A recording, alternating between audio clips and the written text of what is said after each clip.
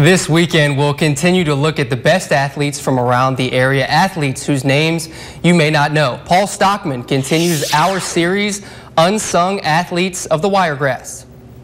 For some, golf is just a hobby, a nice way to relax and have a good time with friends. For others, it's a way of life. Jeannie Rogers made golf her life in the 1960s and put together a resume that one group felt was worthy of the Hall of Fame. There's one sound Jeannie Rogers often hears,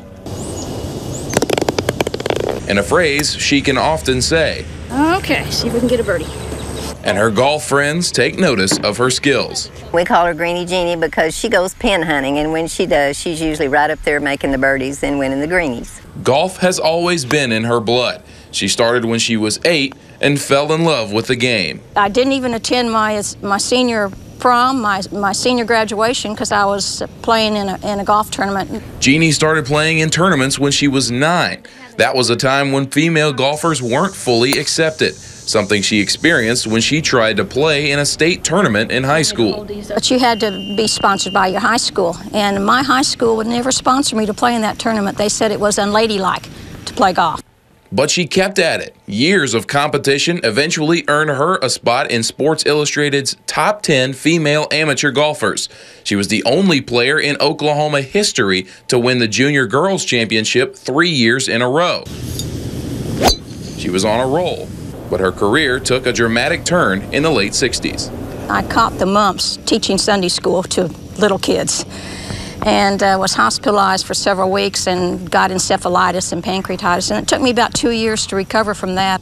Once she healed, golf took a back seat to family and job commitments, and she put the clubs away for 35 years.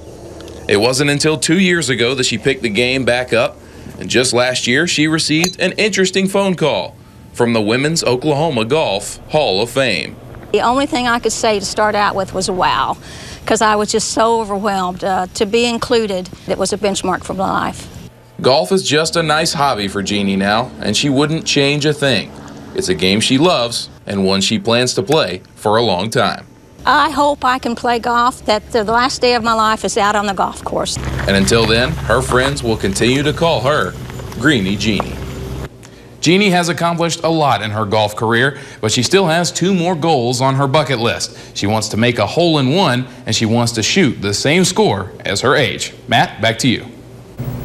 What a great story. All right, thanks, Paul. Jeannie Rogers will be teeing off in the Tartan Pines Cup in Enterprise next month. We'll continue our series on Unsung Athletes of the Wiregrass tomorrow with a look at the career of Lanny Shepard, a world champion who was forced to lift, among other things, his faith during trying times.